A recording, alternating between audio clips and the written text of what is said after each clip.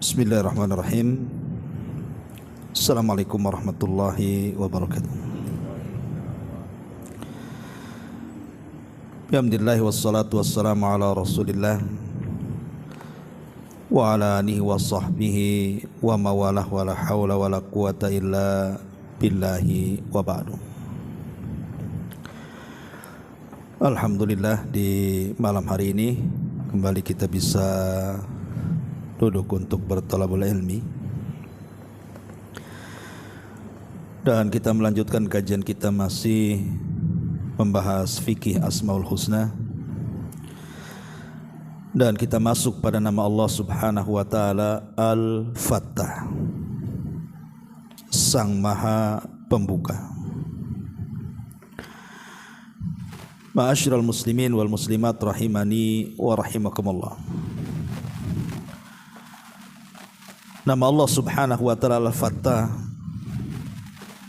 adalah di antara nama Allah yang indah. Dan ketika para ulama mengartikan apa makna di balik Al-Fattah itu, maka ada 3 makna yang disebutkan oleh para ulama.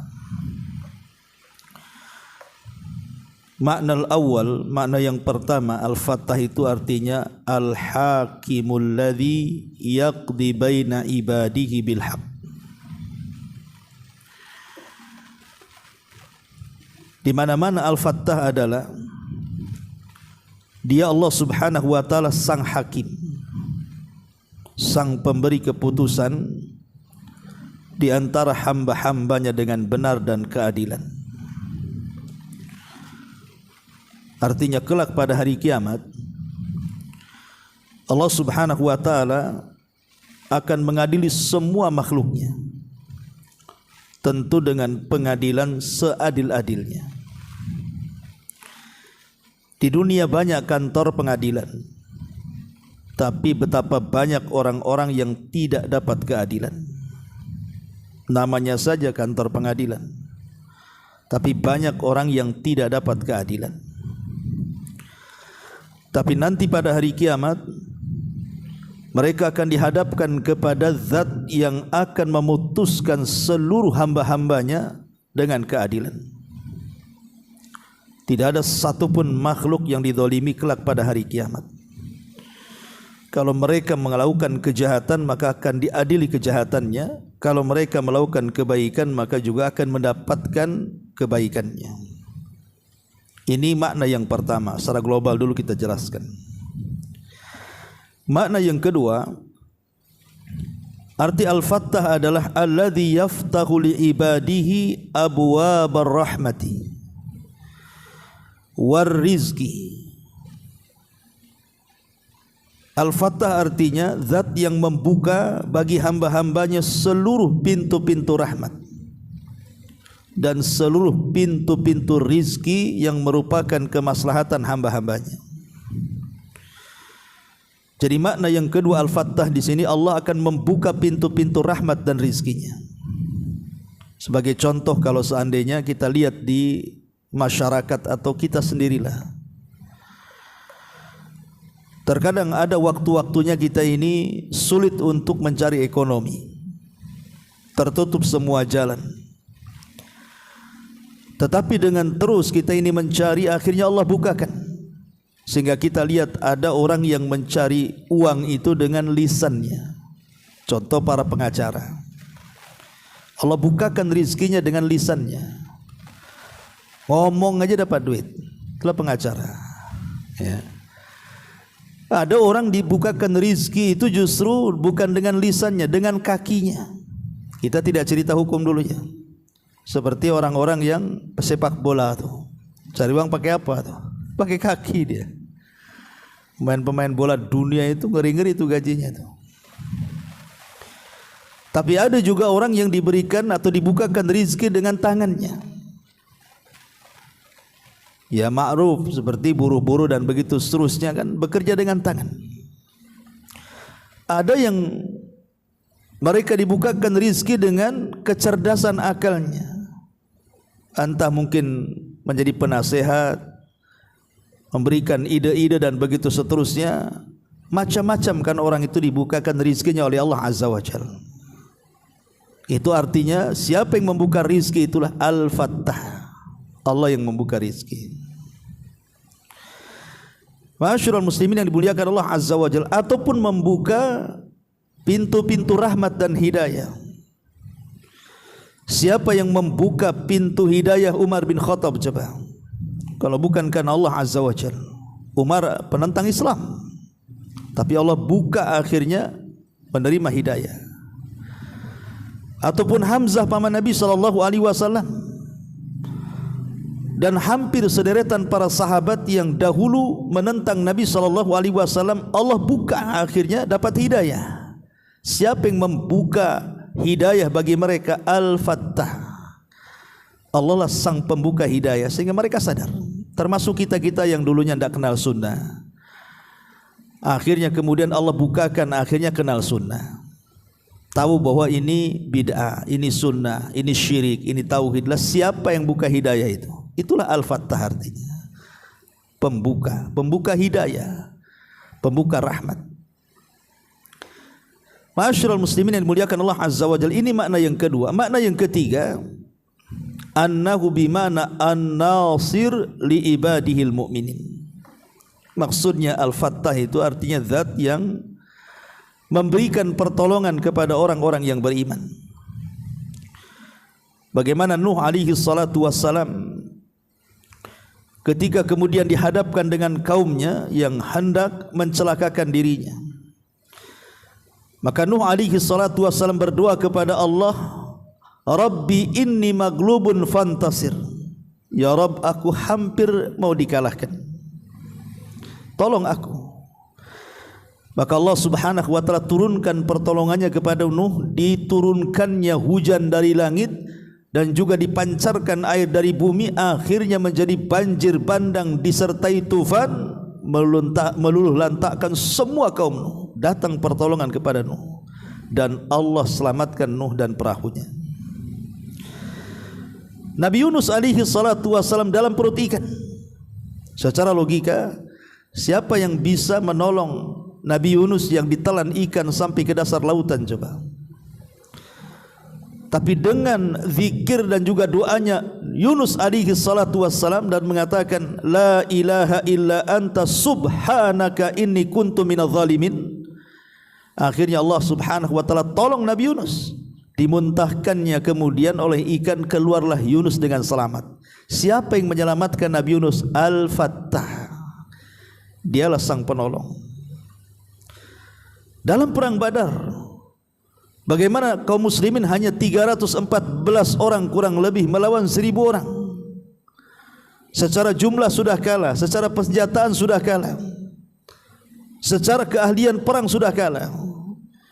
Tetapi karena Allah subhanahu wa ta'ala Al-Fattah sang penolong, maka kelompok yang kecil mampu mengalahkan kelompok yang besar, tentunya dengan izin Allah. Kam min fi'atin qalilatin ghalabat fi'atan katsiratan biidznillah. Itulah makna Al-Fattah artinya. Berarti dari sini ketika kita kemudian memahami makna dari nama Allah Al-Fattah, yang pertama bahwa Al-Fattah artinya Allah sebagai hakim. Yang kedua, Allah subhanahu wa ta'ala sebagai pembuka seluruh pintu-pintu rahmat, rizki dan hidayah. Kemudian yang ketiga, makna Al-Fattah artinya Allah sang penolong bagi hamba-hambanya yang beriman. Inilah 3 makna dalam kalimat Al-Fattah. Ma'asyiral muslimin wal muslimat rahimani wa rahimakumullah. Biasa sebelum kita baca kitabnya, kita akan menyebutkan tentang asar imaniyah dulu, pengaruh keimanan ketika kita memahami kalimat Al-Fattah. Karena nama Allah Al-Fattah ini penting ikhwan. Ini bisa kita gunakan ketika kita dalam kondisi sempit. Mungkin antum, sebagian kita yang diuji oleh Allah subhanahu wa ta'ala mungkin sakit parah, atau mungkin di antara kita yang diuji dengan kesulitan ekonomi, atau mungkin di antara kita ada yang terkena kesulitan rumah tangga, atau mungkin kesulitan-kesulitan di masyarakat, atau terkena fitnah, atau apalah namanya dari kesulitan dunia ini, kita bisa gunakan nama Al-Fattah ini untuk tawasul. Berdoa kepada Allah, ya Fattah, ya Fattah, wahai Zat yang maha pembuka segala kesulitan, maka uraikanlah kesulitanku, carikanlah jalan keluar untukku. Bertawasul dengan nama Allah ini. Jadi Al-Fattah ini bukan nama Allah biasa, karena dia adalah pengurai seluruh kesulitan dan pembuka seluruh kemudahan. Itulah Al-Fattah. Ma'asyiral muslimin yang dimuliakan Allah Subhanahu wa taala. Sebelum kita menceritakan atau memperluas lagi asarul imaniyah, apa saja pengaruh-pengaruh keimanan, ada beberapa poin yang menyangkut dengan kalimat Al-Fattah ini. Pertama, di mana Allah Subhanahu wa taala akan membuka pintu-pintu langit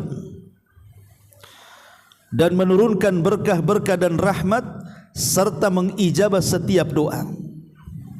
Jadi faedah dari kalimat Al-Fattah adalah Allah Subhanahu wa taala membuka abwabas sama, pintu-pintu langit, linuzulil barakati wa rahmati wa ijabati da'awat,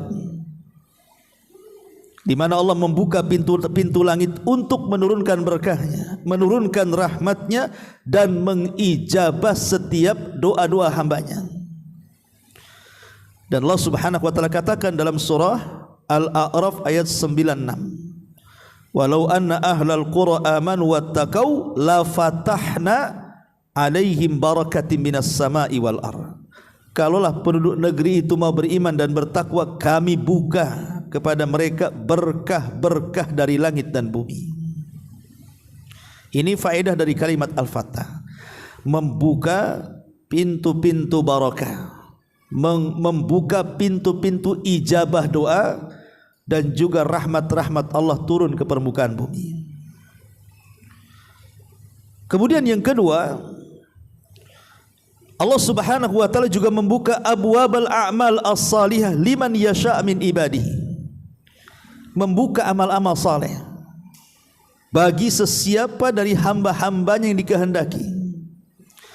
Yang dulunya tidak salat jadi salat, yang dulunya hanya mencukupkan solat wajib akhirnya mulai solat sunnah, yang dulunya bakhil mulai jadi ahli sedekah, yang dulunya malas untuk melakukan ibadah senanglah ibadah. Dibukanya pintu-pintu amal soleh itu. Makanya kita lihat bagaimana para ulama seperti Syekhul Islam Ibn Taimiyah rahimahullahu taala, apabila dia sedang istiqra' mempelajari sebuah ilmu, kemudian kepalanya mumet karena tidak tahu jalan keluarnya untuk memahami sebuah perkara, maka beliau langsung berwudu, kemudian salat 2 rakaat, kemudian berdoa, kemudian istighfar, dan begitu seterusnya. Akhirnya Allah bukakan, teruraikanlah masalah itu. Itu yang dilakukan Syekhul Islam Ibn Taimiyah rahimahullahu taala. Jadi ilmu yang tadinya mentok di situ, akhirnya terbuka, oh begini rupanya. Inilah yang dikehendaki para ulama. Jadi mereka seperti itu, ada wasilah untuk membuka ilmu. Kemudian yang ketiga juga yang berkaitan dengan Al-Fattah adalah ma yaftahullahu 'alal 'abdil mu'min qabla mautihi bi amalin salih. Terkadang Allah membuka bagi hamba seorang mukmin sebelum kematiannya dengan amal saleh. Karena bagaimanapun dalam sebuah hadis, idza aradallahu bi abdi khairan ista'malahu. Faqila kaifa yasta'miluhu ya Rasulullah? Qala yuwaffiquhu li amalin salihin qabla al-mauti thumma yaqbiduhu alaihi. Ya.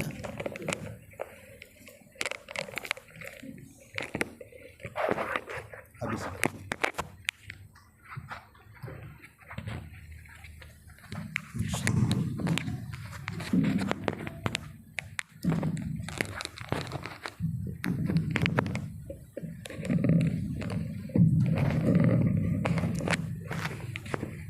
Afwan, habis baterainya. Baik, kita ulangi. Jadi yang nomor 4 adalah, atau yang nomor 3, Allah Subhanahu wa ta'ala terkadang membuka bagi hambanya dengan amal soleh sebelum kematiannya. Artinya Allah berikan kematian yang baik kepada dia. Kata Nabi SAW, apabila Allah menghendaki seorang hamba kebaikan, maka Allah akan mempekerjakannya. Sahabat mengatakan, apa yang dimaksud mempekerjakannya wahai Rasul? Maka Rasul mengatakan, Allah berikan taufik kepada dia, Allah buka pintu taufik kepada dia untuk melakukan amal saleh sebelum kematiannya, maka dia pun dicabut di atas kematian itu dengan amal salehnya, husnul khatimah. Ataupun yang keempat, diambil faedah dari kama al-Fattah itu, terkadang Allah membuka bagi hamba-hambanya babut taubah, pintu tobat. Kita lihat banyak kan orang-orang yang secara kasat mata nampaknya orang ini susah tobat lah. Mungkin dia geng, kepala preman dan begitu seterusnya. Tapi Allah pembuka. Tiba-tiba pula dia tobat kepada Allah Azza wa Jalla. Orang enggak yakin dia bertobat kan, tahu-tahu bertobat pula. Siapa yang kemudian membuat dia bertobat? Al-Fattah, Allah Subhanahu wa ta'ala. Atau seseorang yang ketika sebelum dijebloskan ke penjara, kejahatannya luar biasa. Ketika masuk penjara rupanya bertobat pula di dalam penjara. Siapa yang membuat dia bertobat dalam penjara? Al-Fattah. Kemudian yang kelima, wa min dzalika ma yaftahu Allahu azza wa jalla ala nabiyhi yaumal qiyamah min anwa'il mahamidah. Allah Subhanahu wa taala juga membuka bagi nabinya kelak pada hari kiamat dengan berbagai macam pujian, tentu dari syafaat-syafaat yang akan Rasul berikan karena izin Allah Subhanahu wa taala. Termasuk juga, ingat, istidraj. Istidraj juga bagian daripada kelapangan yang Allah berikan, di mana ada orang yang tidak salat, tidak puasa, tidak zakat, tidak haji, tidak umrah, tidak baca Quran, tidak berzikir, pokoknya jauh daripada ibadah. Tapi Allah berikan kekayaan, Allah bentangkan kekayaan. Ingat, itu istidraj saja itu. Sengaja Allah berikan banyak sampai pada waktunya Allah pun akan mengadab mereka. Ma'asyiral muslimin yang dimuliakan Allah Subhanahu wa taala, intinya bahwa Al-Fattah adalah zat yang membuka segalanya. Karena secara bahasa Al-Fattah itu artinya pembuka, berarti lawan penutup. Ya. Antum kalau masuk rumah, kemudian pintu dikunci, tak punya kunci pula, maka selamanya kita tidak mungkin masuk ke dalam rumah. Atau mungkin kita melamar sebuah pekerjaan, syarat-syaratnya antum sudah penuhi, inilah itulah macam-macam syarat-syaratnya, tapi ditolak. Kita tidak bisa bekerja di situ. Ya selamanya kita tidak akan masuk dalam pekerjaan, tertutup kan, sehingga kita tidak mendapatkan yang kecil atau yang besar di situ. Lah tentu kita butuh pembuka tuh, dan pembuka itu adalah kuncinya. Dan kunci di sinilah Allah Subhanahu wa taala. Makanya Allah disebut Al-Fattah, dialah Sang Maha Pembuka. Taib, di antara athar imaniyahnya kita masuk yang pertama, mahabbatuhu subhanahu wa ta'alluqu bihi wahda. Ketika kita tahu bahwa Allah Subhanahu wa taala zat yang membuka rizki kita, yang tadinya miskin jadi kaya, yang tadinya bodoh jadi cerdas, yang tadinya tidak punya ilmu jadi punya ilmu, yang tadinya tidak punya titel jadi punya titel, yang tadinya tidak dihargai jadi dihargai, dan begitu seterusnya. Dan itu semua adalah pekerjaan Allah Subhanahu wa taala, maka sudah selayaknya kita cinta dengan Allah. Ini yang pertama, tumbuh perasaan cinta dan juga hubung kait kita dengan Allah Azza wa Jalla. Yang kedua, al-isti'dad liyaumil mi'ad, persiapan untuk hari kelak setelah kematian kita. Karena di antara makna Al-Fattah adalah Al-Hakim, dia yang akan memberikan keputusan. Kalau di dunia kita menanam keburukan, maka di akhirat putusannya pun buruk. Kalau di dunia kita menanam kebaikan, maka putusannya pun akan baik. Maka dengan memahami mana Al-Fattah, athar imaniyahnya, maka kita akan persiapan di dunia. Jangan sampai kita diadili di hadapan Allah, pengadilan ini kemudian menjadikan kita binasa dan celaka. Ini yang kedua. Yang ketiga, as-siqatu fi nasrillahi wa fathihi li ibadihil mu'minin. Ada keyakinan bahwa Allah pasti menolong kita. Karena di antara mana Al-Fattah la an-nasir, penolong.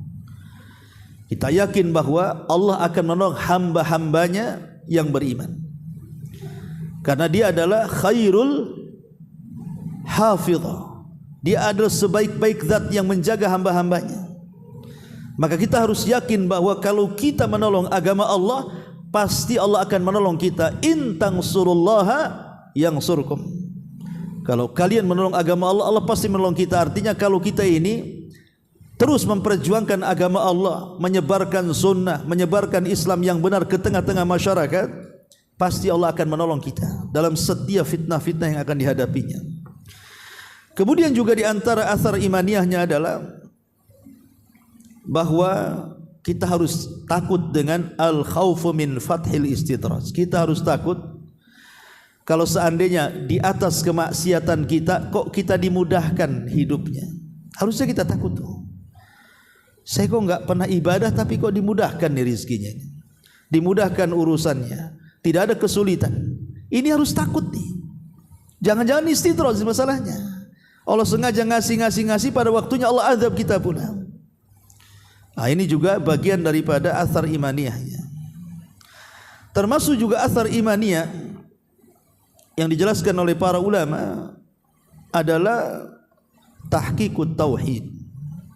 Adanya perwujudan tauhid kita kepada Allah Subhanahu wa taala, bahwa tidak ada yang memberikan rizki, tidak ada yang memberikan hidayah, tidak ada yang memberikan rahmat kecuali Allah Subhanahu wa taala. Maka mantaplah tauhid kita dengan memahami kalimat Al-Fattah di sini. Kemudian juga dengan kalimat Fattah ini membuka abwaab taat, pintu-pintu ketaatan kita kepada Allah. Wa faqqahum li adabil khair, dan memberikan taufik kepada pintu-pintu kebaikan. Kemudian juga di antara asar imaniyahnya adalah di mana Allah fataha li ibadihi babad doa. Allah membuka selebar-lebarnya pintu doa. Maka kalau kita dalam kondisi sulit, mintalah kepada Sang Al-Fattah ini. Dan banyak lagi asar imaniyah dari kalimat Al-Fattah ini. Lalu pertanyaannya, bagaimana caranya kita beribadah kepada Allah Subhanahu wa taala dengan nama Allah Al-Fattah ini? Apa yang harus kita lakukan dengan nama Allah Al-Fattah ini? Cara kita beribadah kepada Allah Azza wa Jalla. Yang pertama, ad-du'a wa tawassul. Jadikan nama Allah Al-Fattah ini pada setiap doa kita dan setiap tawassul kita.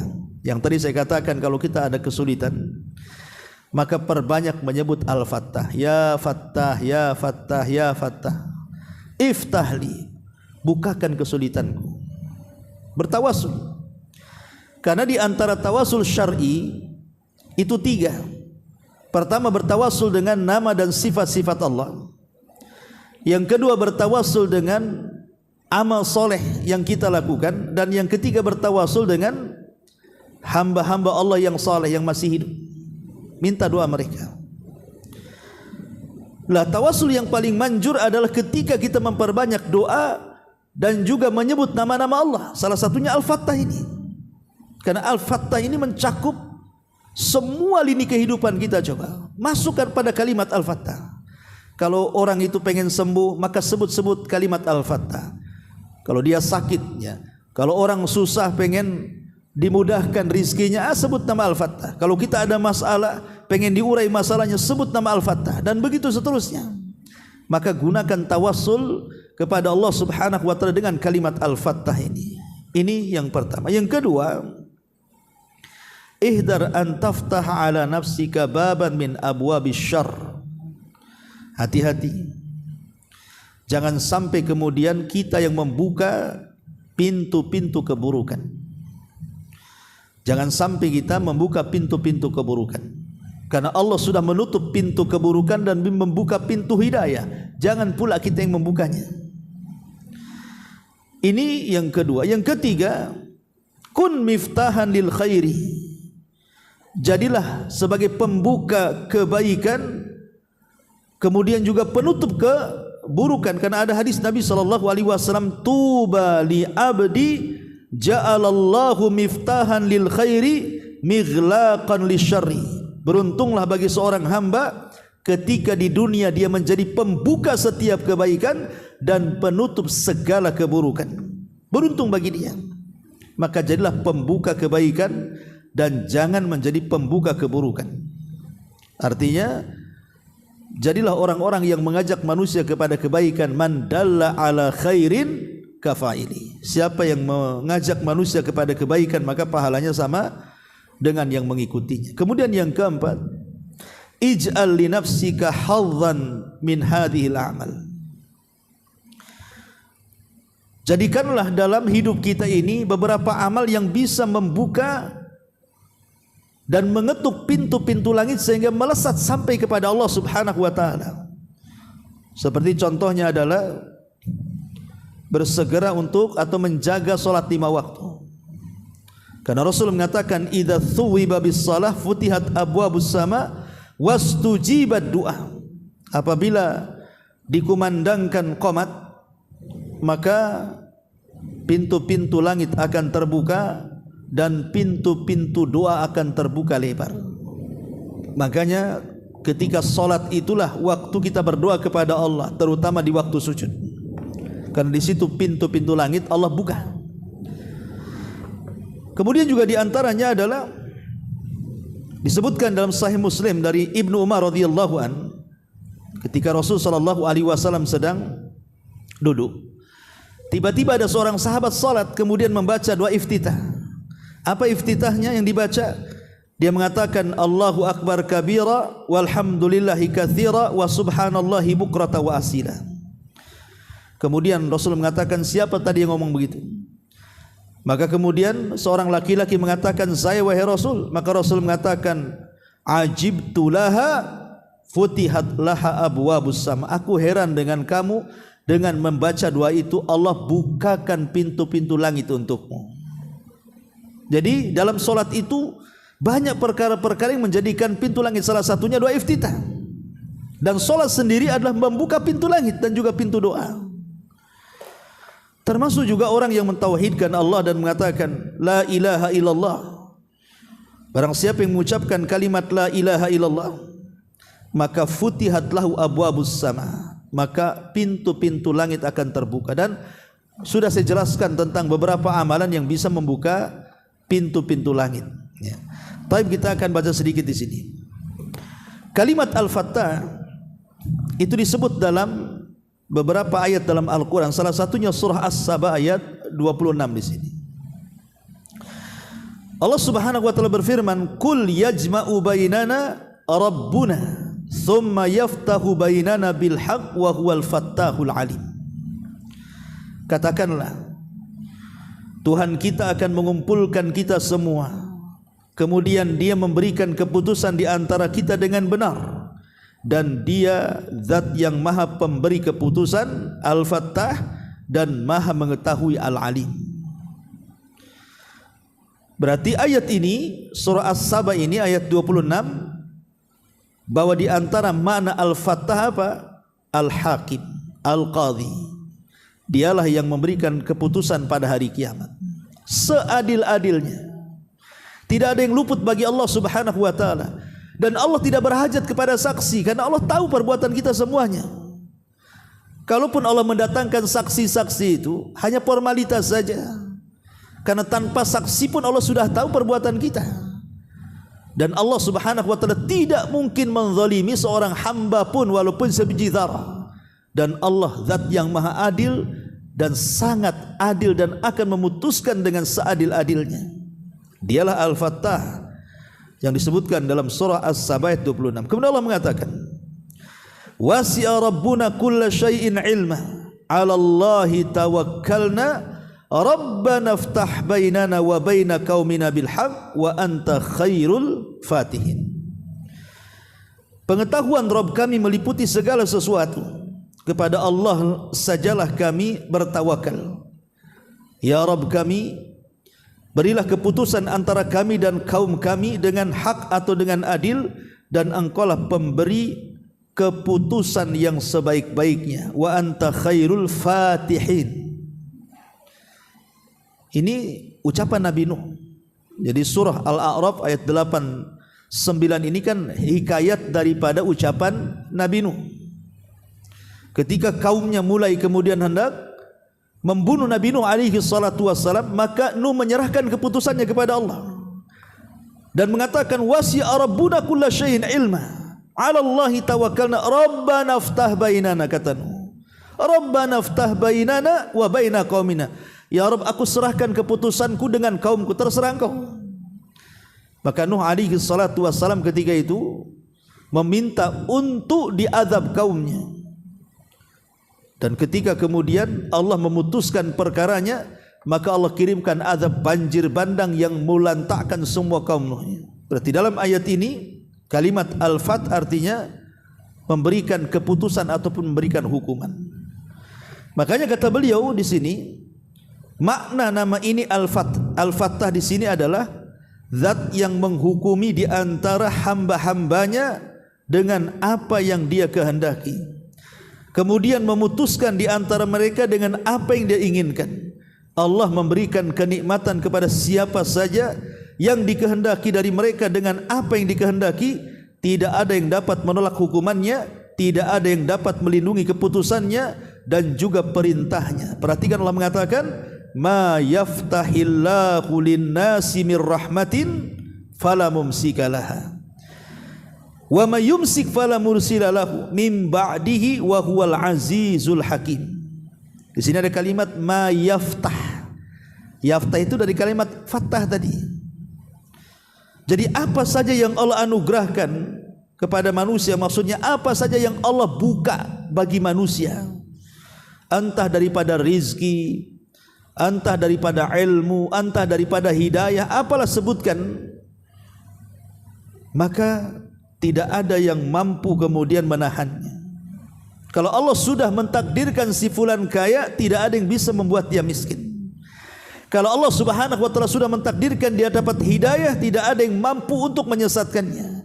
Kalau Allah subhanahu wa ta'ala sudah takdirkan dia sehat, tidak ada orang yang mampu membuat dia sakit. Dan begitu seterusnya. Fala mumsikalah, karena dia pembuka. Tetapi wa may yumsik fala mursilalahu min ba'dihi wa huwal azizul hakim. Tapi apa saja yang ditahan Allah, maka tidak ada seorang pun yang sanggup melepaskannya sesudah itu. Kalau Allah sudah buat sakit, satu dunia mengobatinya tidak akan sembuh. Kalau Allah sudah buat sesat, satu dunia memberikan hidayah, tidak mungkin dapat hidayah. Kalau Allah sudah membuat dia bermasalah, satu dunia menguraikan masalah tidak akan bisa. Itulah karena Allah lah satu-satunya zat Al-Fattah. Kemudian Imam Ibnul Qayyim rahimahullah ta'ala berkata dalam qasidah nuniyahnya dalam menjelaskan makna ini, demikian juga Al-Fattah termasuk nama-nama Allah. Al-Fattah sang pembuka yang merupakan bagian dari sifat-sifatnya terbagi menjadi dua. Pertama, dia membuka hukum yang merupakan syariat sesembahan kita. Dialah yang menghukum dan memberikan putusan. Yang kedua, dia membuka takdir yang merupakan bentuk Al-Fattah yang kedua. Allah yang mentakdirkan semua hamba-hambanya, si fulan kaya, si fulan miskin, si fulan sembuh, si fulan sehat, si fulan sakit, si fulan dapat hidayah, si fulan jahil, si fulan cerdas, dan begitu. Itu berkenaan dengan takdir. Allah yang membuka semuanya. Ar-Rabb adalah Al-Fattah dengan kedua bagian tersebut penuh dengan keadilan dan kebaikan dari Ar-Rahman. La Asy-Syaikh Abdurrahman As-Sa'di rahimahullahu ta'ala dalam menjelaskan ucapan Ibnul Qayyim di atas mengatakan, Al-Fattah adalah yang membuat hukum, yang membuat kebaikan, dan yang dermawan.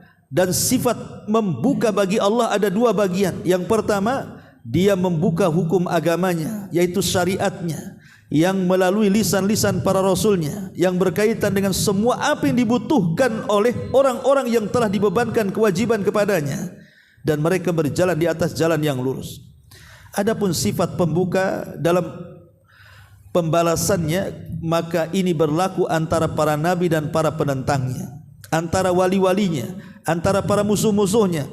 Dia memuliakan para nabi dan pengikutnya, menyelamatkan mereka serta menghinakan para musuh-musuh mereka dan menyiksa mereka. Demikian pula pada hari kiamat, sifat membukanya dan hukumannya di antara hamba-hambanya. Setiap manusia diberi balasan sesuai dengan apa yang dilakukannya. Adapun sifat membukanya yang berkaitan dengan takdir, yaitu apa yang dia takdirkan kepada hamba-hambanya dari kebaikan dan kejelekan, kemaslahatan dan kemudaratan, pemberian dan pencegahan, itu tertera dalam surah Al-Fatir ayat 2 yang tadi dibaca.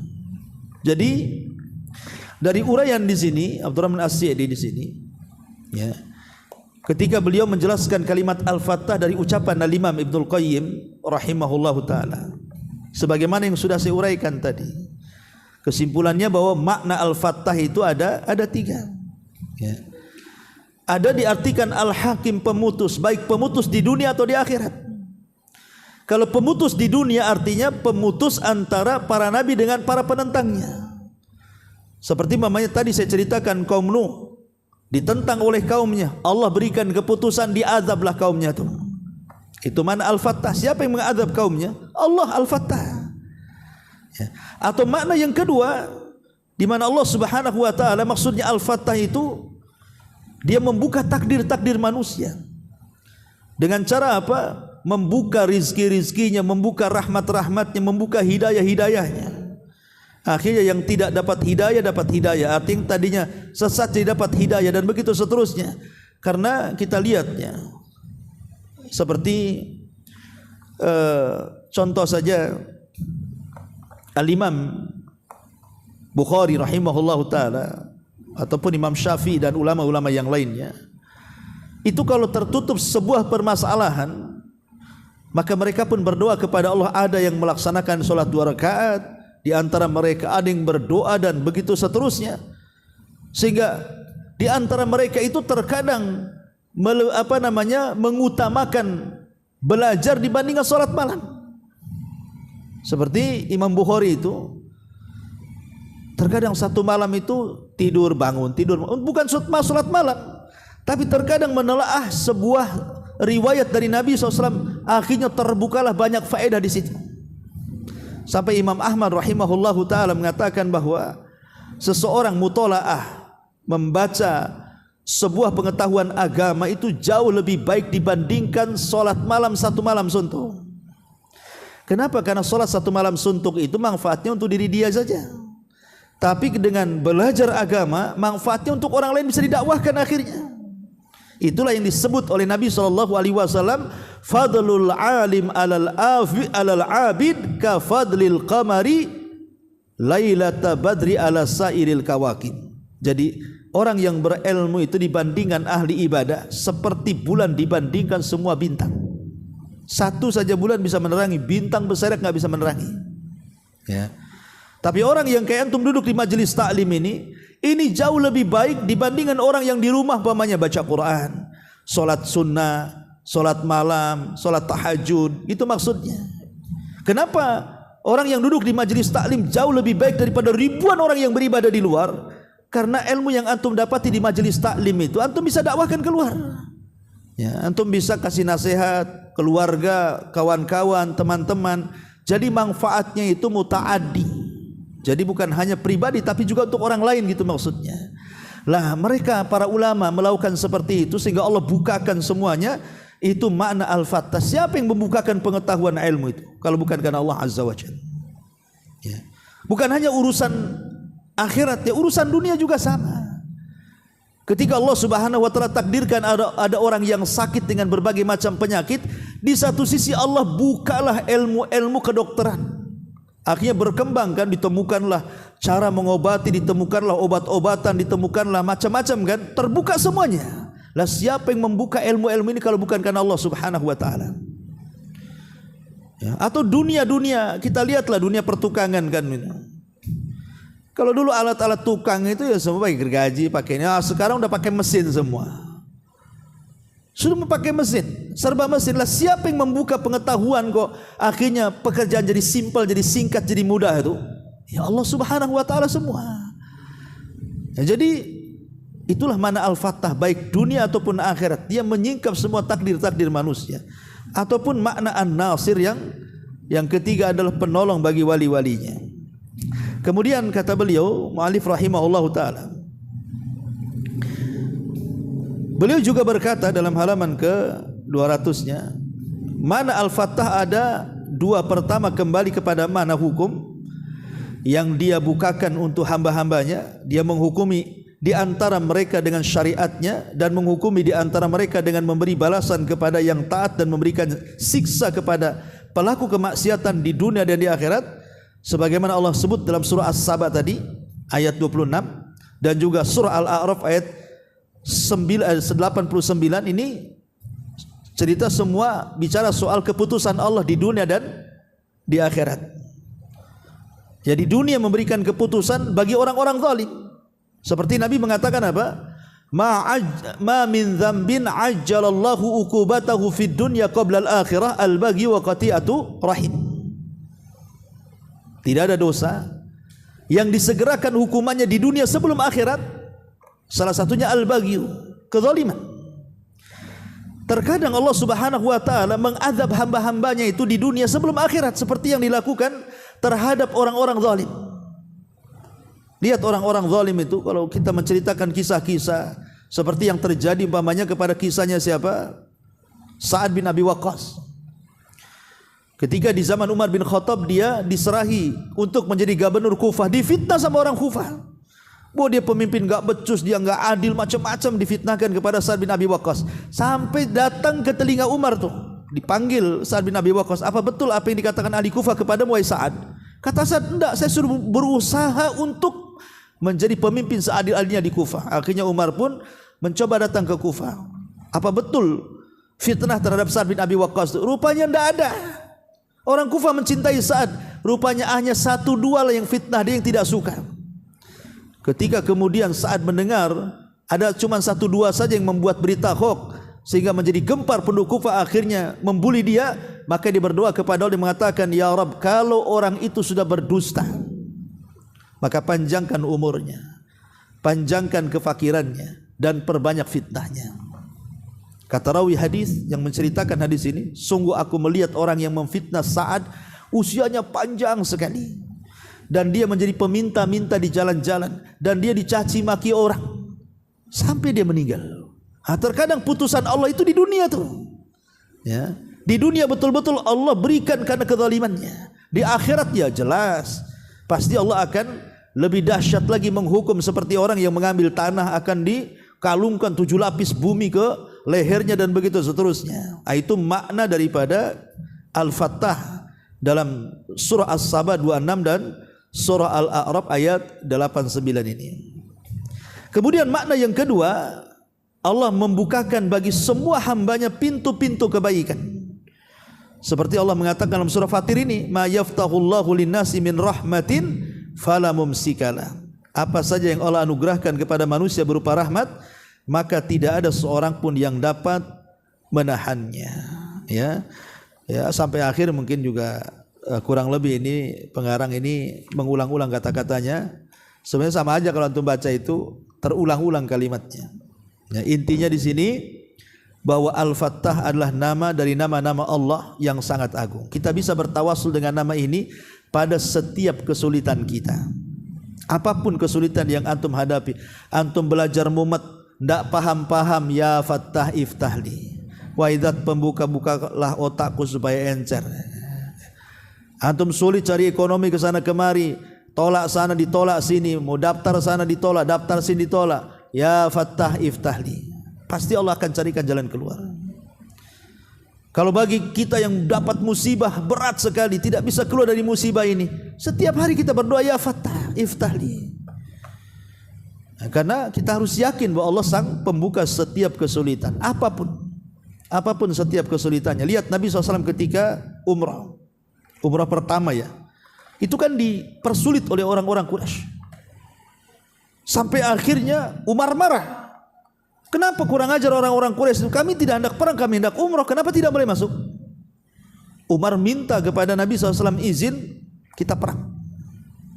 Tapi Nabi SAW mengatakan tidak. Sampai turun ayat Inna fatahna laka fathan mubina. Turun surah Al-Fath ini. Ketika ayat ini kemudian turun kepada Rasul sampai ke telinga Umar, apakah betul ayat ini wahai Rasul? Ya. Apakah kita akan menang? Ya. Apakah kita akan umrah? Ya. Kita akan umrah, tapi tahun depan. Tahun depannya betul umrah. Umrah qadha. Ya, artinya siapa yang kemudian membuka semua jalan? Allah yang membuka jalan. Jadi tidak ada jalan yang tertutup bagi Allah Subhanahu wa taala. Maka kalau ada jalan buntu bagi kita, kita punya Al-Fattah. Minta kepada Allah untuk membuka jalan-jalan kita. Wallahu a'lam bishawab. Ini diantara makna kalimat Al-Fattah di sini. Taib, di sini ada pertanyaan. Bismillah, assalamualaikum Ustaz. Afwan Ustaz, keluar materi. Orang tua meninggal dunia, sebelum meninggal membuat surat hibah kepada anak-anaknya berupa hibah rumah. Pertanyaan saya, apakah rumah itu dibagi sesuai dengan syariat atau hanya untuk anak-anaknya saja? Hibah ini kalau yang dimaksud wasiat, jadi sebelum orang tua itu meninggal dia berwasiat dalam bentuk hibah, maka wasiat tidak berlaku kepada ahli waris. Wasiat itu tidak berlaku kepada ahli waris. Wasiat itu hanya berlaku di luar ahli waris. Kenapa? Karena kalau wasiat berlaku kepada ahli waris, baik dalam bentuk hibah ataupun hadiah, itu akan mendolimi ahli waris yang lainnya. Karena dalam ilmu faraid itu ahli waris sudah dapat bagian sendiri-sendiri. Dan Allah yang membaginya bukan manusia. Jelas dalam Quran. Allah sudah membagi mana ashabul furud, mana orang-orang yang dapat bagian-bagian tertentu, udah disebutkan kok. Per-pernya itu sudah ada semuanya. Jadi tidak bisa kecuali kalau anak angkat. Kalau anak angkat boleh dapat wasiat hibah, hadiah dari orang tuanya. Seperti namanya orang tua tidak punya anak kecuali anak angkat. Kalau dia mati berarti anak angkat tidak dapat warisan kan? Jatuhnya ke saudara-saudaranya.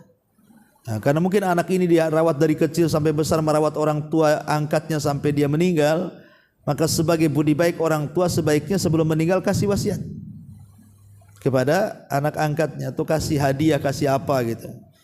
Sebab wasiat hanya berlaku di luar ahli waris. Kalau dalam ahli waris tidak dapat.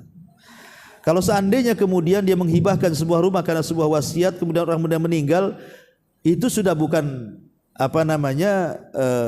hibah lagi, tapi menjadi barang waris. Jadi harus dibagi sesuai dengan faraid. Sesuai dengan faraid. Karena di dunia saja orang tua itu melebihkan hadiah kepada salah satu anaknya tidak dilarang, seperti yang terjadi kepada seorang sahabat Nabi SAW, Nu'man ibn Bashir. Nu'man ibn Bashir itu sahabat yang pertama lahir di kota Madinah pasca hijrah dari orang-orang Ansar. Kalau dari Muhajirin itu Abdullah ibn Zubair. Lah Nu'man bin Bashir ini, si Bashir itu kan bapaknya, anaknya Nu'man. Karena dia sayang dengan Nu'man ini, akhirnya memberikan hadiah lebih dibandingkan anak-anaknya yang lain. Sampailah perkara ini kepada Nabi SAW. Kemudian Rasul mengatakan kepada Bashir, apakah kau memberikan kepada anak-anakmu selain Nu'man dengan hadiah yang sama? Kata dia, enggak. Oh, enggak bisa, aku enggak mau jadi saksi. Kata Rasul, i'dilu baina auladikum, adilah dengan anak-anak kalian. Jadi memberikan sesuatu di masa hidup orang tua kepada anak dengan tidak adil saja tidak boleh. Walaupun alasannya yang ini mungkin lebih baik karena sudah merawat ini itu. Soal merawat orang tua itu dapat pahala. Allah yang kasih nanti, dan itu sudah kewajiban anak merawat orang tuanya. Bukan minta balasan dari harta orang tuanya, itu sudah memang kebaikan dia dan juga kewajiban dia merawat orang tuanya masih hidup. Dia dapat pahala. Dan orang tuanya pun tidak boleh gara-gara umpamanya dia yang paling baik sama dia yang merawat, yang satunya kurang ajar. Nah, ini rumah untuk kamu saja karena kamu yang merawat saya. Enggak, si anu tuh buang saja. Enggak bisa kayak gitu. Dia merawat orang tua dapat pahala. Tapi rumah kalau dia mati jadi warisan, dapat semuanya. Sesuai dengan faraid kan itu. Jadi pembagiannya harus sesuai dengan faraid. Wallahu a'lam. Ya. Baik, sampai di sini. Subhanakallahumma bihamdika asyhadu an la ilaha illa anta astaghfiruka wa atubu ilaik.